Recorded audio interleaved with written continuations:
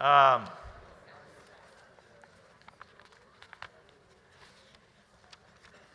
we are going to transition to another wonderful session. I'm going to introduce Velma Scantlebury, who's our living legend in transplant focus today. Now, many in this room know Velma, but some of you may not. And let me tell you a little bit about her. Dr. Scantlebury is the first African-American female transplant surgeon trained in the United States. She's received many honors in her career at a lot of levels. She's been highlighted in Best Doctors and Top Doctors for multiple years. And she's received numerous other awards, including from the ASTS, our main transplant society. She's a recipient of the Gift of Life Award from the National Kidney Foundation, and has been focused in Top Doctors in Philadelphia. She has performed over 2,000 life-saving transplants and been the author of many peer-reviewed papers. She's the author of Behind Every Wall, Becoming the First Black Female Transplant Surgeon. Dr. Scantlebury received her training at the University of Pittsburgh with Dr. Tom Starzl and colleagues, which is a great feat for anyone at any time. But let me tell you, when you are training, as she trained in the late 80s, that was a really tough time in the transplant field. Tough time for anybody, but it'd definitely be a tough time for a woman surgeon in the field. I didn't train at Pittsburgh. I really haven't personally known Dr. Scantlebury except through some contacts like this.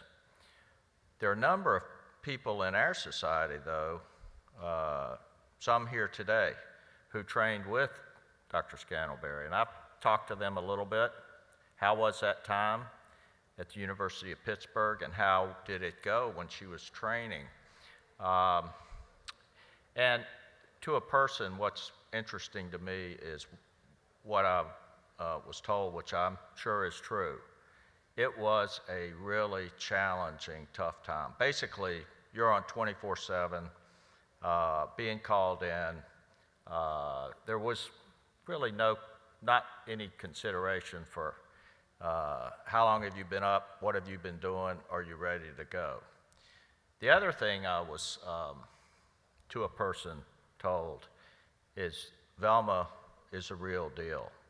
She could take on complex cases and was and is an excellent technical surgeon. Now, after her training, she remained at Pittsburgh for several years, and then in 2002 was recruited to the University of Alabama as a full professor of surgery and director of the Gulf Coast Regional Transplant Center. In 2008, she moved to Delaware to join the Christiana Care Kidney Transplant Program. And in 2020, she retired from that position, but currently is a professor of surgery and teaches at Texas Christian University. Dr. Scantlebury is a board member of the National Minority Organ and Tissue Transplant Educational Program and is currently a member of the Bar Task Force of ASTS. So please join me in welcoming Dr. Scantlebury.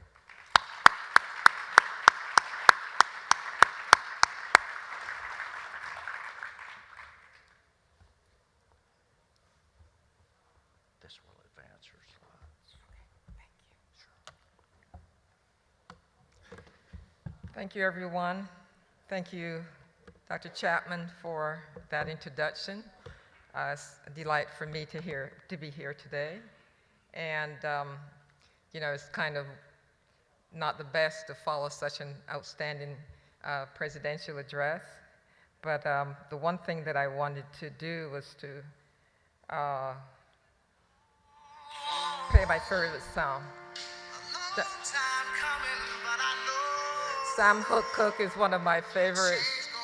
And so this has changed for me to be able to stand up here and give this presentation. So I thank you for allowing me to be here. And I want to say thank you to the Congress for nominating me for this position and to deliver this talk today.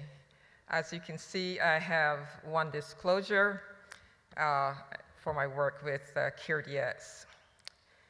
And so before we begin, I want to acknowledge the senseless war that's occurring in Ukraine as we sit here, and really bring attention to all the thousands of lives that are being lost and the millions being displaced in such a senseless war. And my heart goes out to them and to those of you who are here who are connected in any way to the citizens or through family, friendship, or just as colleagues. My lecture today within Transplantation, the Hidden Figures, the S was left off there. I am honored to be selected for this prestigious presentation, and I want to thank all of those from the Congress, my colleagues who played a role in getting me here to this podium today. As you know, I am sandwiched between two other living legends that spoke, two phenomenal speakers, Dr. Gayet from France, who presented yesterday, and Dr. Nakia from Japan, who will present tomorrow.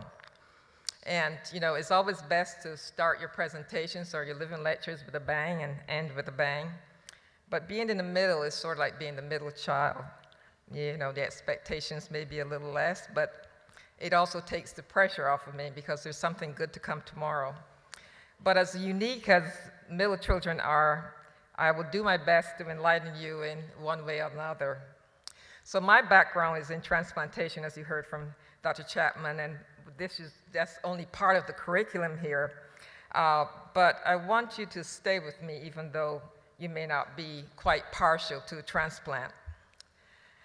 So surgery and transplantation, what inspired you? Each of us can think about one or two experiences or encounters in our life that inspired us to take the path that we did, whether it was surgery, whether it's medicine, or research.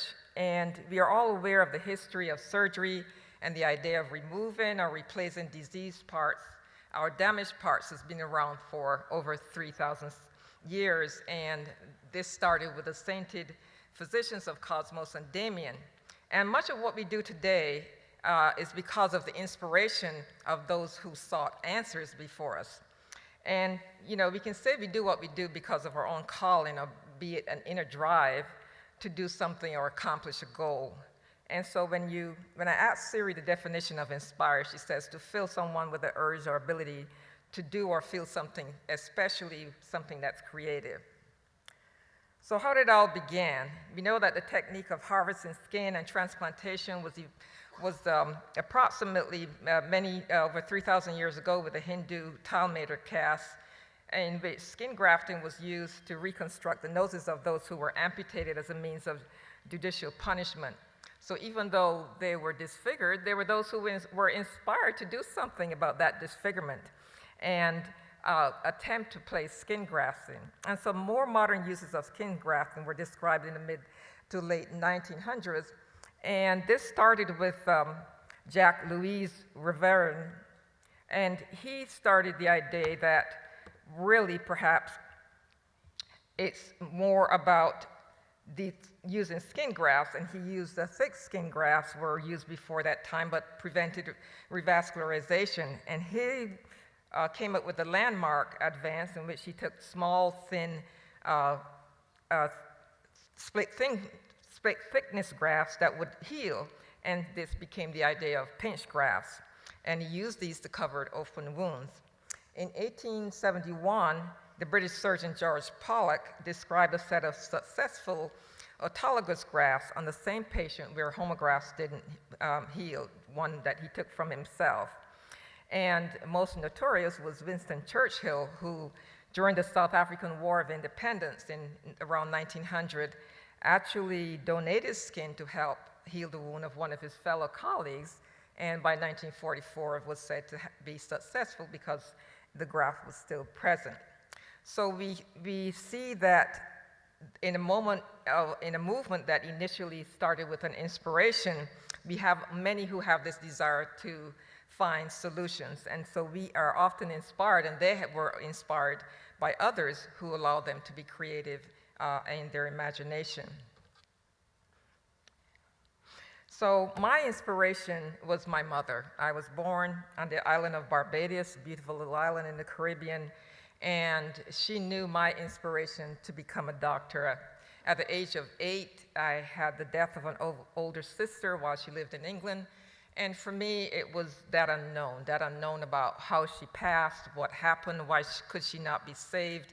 And my mom knew that I was driven to become a doctor. She left Barbados to provide opportunities by moving to Brooklyn to work as a domestic worker because she never doubted that God would fulfill my dream of becoming a surgeon.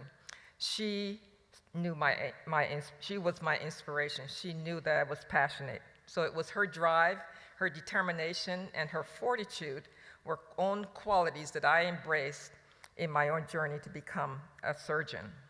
And so it's important to remember that we are who we are because of those who paved the way before us and who inspire us. And so along my journey to be a surgeon, there were many of those who played pivotal roles in the formation of my career. As a medical student, I met Dr. Barbara Barlow, and she was the first pediatric surgeon, female surgeon I met as a medical student, and she was chief of pediatric surgery at Harlem Hospital. And she was a dynamic woman, and I wanted to be just like her. My goal in life was to become a pediatric surgeon. I was going to come back to Harlem Hospital and take over her job. And as a medical student, I met Dr. Kenneth Ford, and he was the only other black surgeon I met, and he was involved in actually developed the art of colonoscopy and removing polyps instead of using resections for resecting the colon for polyps. And because of him, I did my first research paper and was excited to get it published in a surgical form. So he really instilled within me that desire to do research. And Dr. Mark Hardy was a transplant surgeon as I rotated out Columbia University on a kidney transplant that in passing provided me an opportunity to work in the lab and to do bench research in my quest to become more qualified to become a pediatric surgeon. And so those were important endeavors because they propelled me in a way that I might not have been able to do on my own. And so it's important to know that even at that time, they all had their own challenges and probably were inspired by others. I certainly feel it was not easy for Dr. Barlow as the only female surgeon at Columbia at the time, or Dr. Kenneth Ford as the only black surgeon to really, and even Dr. Hardy, who was from Poland, and have a heavy accent that they had to deal with their own issues and the inequities that they faced at the time. Before Sir Peter Medawar, there were many others. And Dr. Clive Barber, in his paper, The Lost Era of Transplantation, a historical interview, said that before great discoveries, there's much that occur that is unknown and overshadowed by the celebrated event. But the legendary work still takes place. In 1903, Paul Ehrlich, who was a German surgeon, studied transplantation of tumors in mice without bothering to determine the response of transplanted tissue, the response of transplants of normal tissue. The use of these tumor homografts confused the issue because they would often overwhelm the recipient by the growth of the tumor before being rejected. And so in the same year, Danish biologist Carl Jensen perceived that the failure of such tumor homografts was an immune reaction, but the explanation was discounted by Ehrlich because he was unable to detect any antibodies. And George Schoen, who I couldn't find a picture of, also deserved recognition as the first transplant immunologist, because he worked in Ehrlich's lab and studied skin grafts of normal tissue, not tumors, and determined that the homografts failed much more rapidly at a second time and third time. And so the work that goes behind the scene often goes unrecognized, and it's those that we have to remember that contribute to the work of others. Peter Medawar first published on skin grafting in 1941, and in 1949 he was joined by the Australian biologist Frank McFarlane Burnett to develop the hypothesis of acquired immunity, and between those two they were able to receive the Nobel Peace Prize in 1960 for their work in tissue grafting, which became the basis for organ transplantation. And so, you know, Medawar actually was a young child of Lebanese father and a British mother who was both Brazilian and British by citizenship. And it's important to understand that it was his work on graft rejection and the discovery of acquired immunity, which is the fundamental to organ transplantation. But his work was also a takeoff of those who did work before him.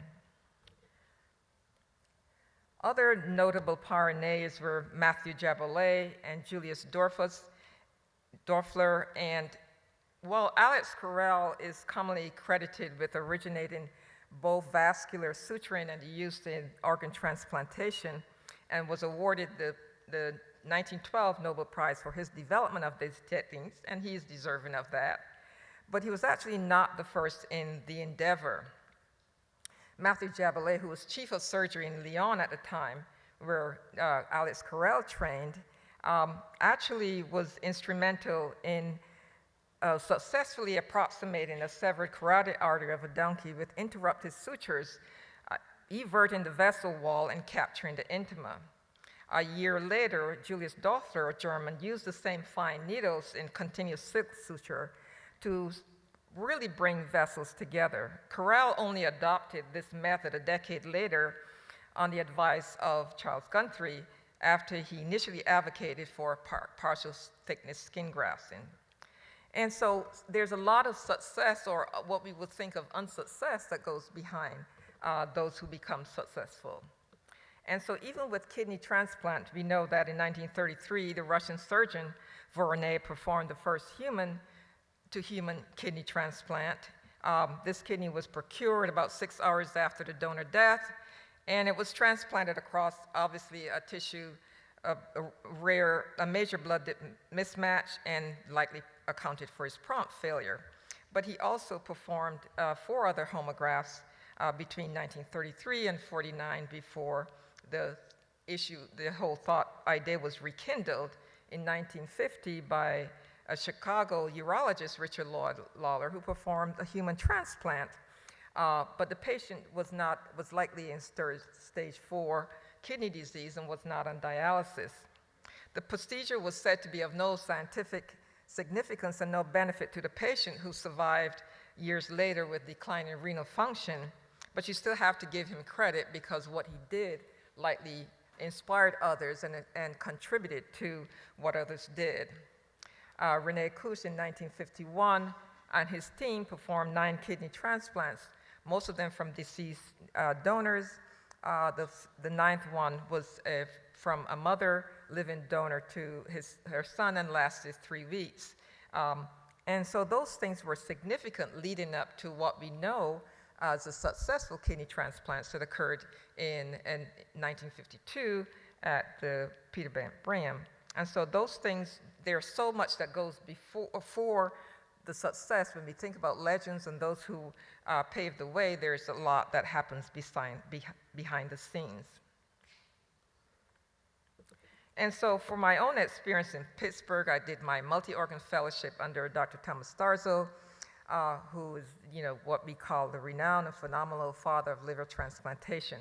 At the time being one of only 4 of the black transplant surgeons that crossed his path, Dr. Samuel Kuntz and Dr. Clive Callender, who were both from Howard University, and one other fellow who preceded me but was killed before he finished his fellowship.